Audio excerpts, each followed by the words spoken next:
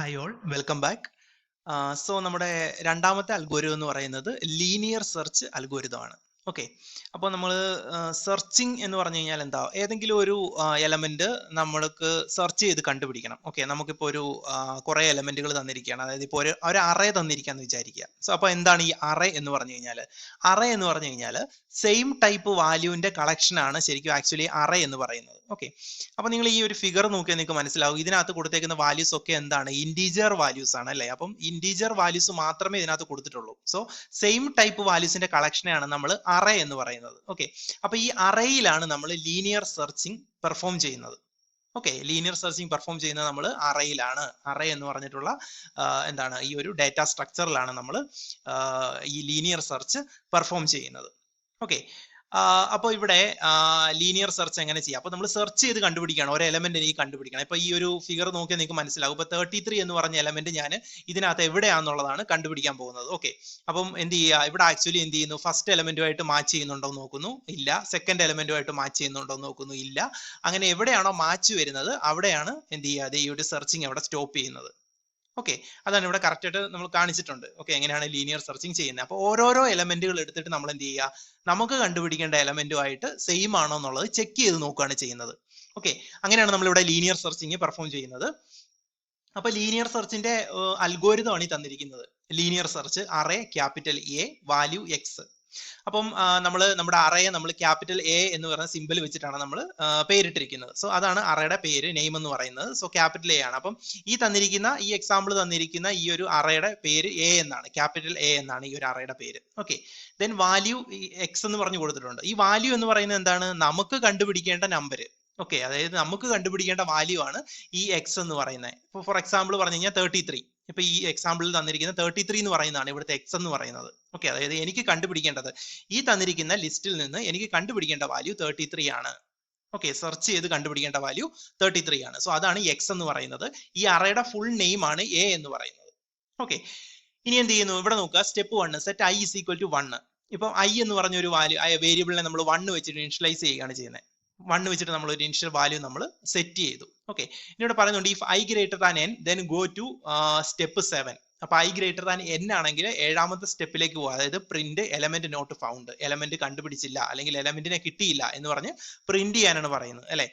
അപ്പൊ ഇവിടുത്തെ കണ്ടീഷൻ പറയുന്നത് എന്താ, ഐ ഗ്രേറ്റർ ദാൻ എൻ എന്നാണ് പറയുന്നത് അല്ലെ. ഇവിടെ എൻ എന്ന് പറഞ്ഞാൽ എന്താണ്, അറയുടെ ലെങ്ത് ആണ്, അല്ലെങ്കിൽ എത്ര എലമെന്റുകൾ ഈ അറയ്ക്കകത്തുണ്ട് അതിനാണ് അറയുടെ ലെങ്ത് എന്ന് പറയുന്നത്. ഇപ്പൊ ഇവിടെ നോക്കിയാൽ 10 എലമെന്റ് ഉണ്ട്. ഒന്ന് എണ്ണി നോക്കിയാൽ നിങ്ങൾക്ക് മനസ്സിലായി, അതിനകത്ത് ടോട്ടൽ 10 എലമെന്റ്സ് ഉണ്ട്. 1 2 3 4 5 6 7 8 9 10. സോ ടോട്ടൽ 10 എലമെന്റ്സ് ആണ് നമ്മുടെ ഈ ഒരു ക്യാപിറ്റൽ എ എന്ന് പറഞ്ഞ ഈ ഒരു അറയിലുള്ളത്. ഓക്കെ, അപ്പം എൻ എന്ന് പറഞ്ഞു കഴിഞ്ഞാൽ അവിടെ 10 വരും.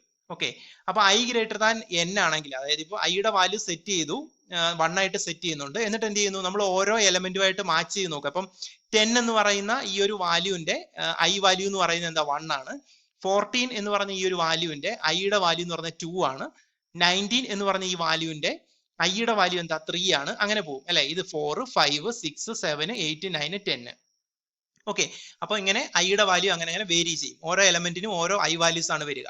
ഓക്കെ, അപ്പൊ അങ്ങനെയാണെങ്കിൽ ഈ ഐ ഗ്രേറ്റർ ദാൻ എൻ ആണ് വരുന്നെങ്കിൽ എന്ത് ചെയ്യുക, അങ്ങനെ നോക്കുകയാണെങ്കിൽ ആ എലമെന്റിനെ ഇല്ല എന്നാണ്, അങ്ങനെ ഒരു എലമെന്റ് അവിടെ ഇല്ല എന്ന്, അതായത് ഫുൾ സെർച്ച് ചെയ്തിട്ടും നമുക്ക് അങ്ങനെ ഒരു എലമെന്റിനെ കണ്ടുപിടിക്കാൻ പറ്റിയില്ല എന്നാണ് അതിന്റെ മീനിങ്. ഓക്കെ, ഇനി നമ്മൾ എന്താ ചെയ്യുന്നത് പറഞ്ഞു കഴിഞ്ഞാൽ A of I is equal to X അല്ലെ. If A of I is equal to X ആണെങ്കിൽ ദെൻ ഗോ ടു സ്റ്റെപ്പ് 6 എന്നാണ് പറഞ്ഞേക്കുന്നത്. അപ്പൊ എ ഓഫ് ഐയുടെ വാല്യൂ 1 ആണെങ്കിൽ എന്താ, A of 1 equal to X ആണോ എന്ന് നോക്കുകയാണ് ചെയ്യുന്നത് അല്ലെ. A of I is equal to X ആണോ, അതായത് ഐയുടെ വാല്യൂ, എ ഓഫ് ഐയുടെ വാല്യൂ എക്സ്. ഇപ്പം ഐയുടെ വാല്യൂ 1 എന്ന് പറയുകയാണെങ്കിൽ എ ഓഫ് 1 എന്താ, എ ഓഫ് 1 എന്ന് പറഞ്ഞാൽ 10 ആണ് അല്ലെ. എ ഓഫ് 1 എന്ന് പറയുന്നത് 10 ആണ്. അപ്പൊ 10 എന്ന് പറയുന്നത് 33 ആണോ നോക്കും, അല്ല. 33 10 മാച്ച് ആകുന്നുണ്ടോ, ഇല്ല. അപ്പൊ അങ്ങനെ എവിടെയാണോ മാച്ച് ആകുന്നത്, ഇപ്പൊ ഈ ഒരു കേസ് നോക്കി കഴിഞ്ഞാൽ ഐയുടെ വാല്യൂ 1 2 3 4 5 6 7 അല്ലെ.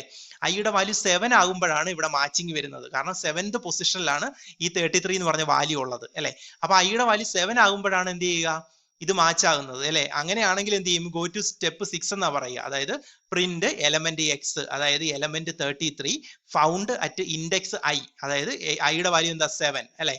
അപ്പം ഫൗണ്ട് അറ്റ് ഇൻഡെക്സ് 7 ദെൻ ഇങ്ങനെ ഇങ്ങനെ ഇങ്ങനെ നമുക്ക് കണ്ടുപിടിച്ചു അല്ലെ. അപ്പം നമ്മൾ ഇങ്ങനെ പ്രിന്റ് ചെയ്യുകയാണ്, അതായത് എലമെന്റ് എക്സ്, അതായത് എലമെന്റ് 33 ഫൗണ്ട് അറ്റ് ഇൻഡെക്സ് 7.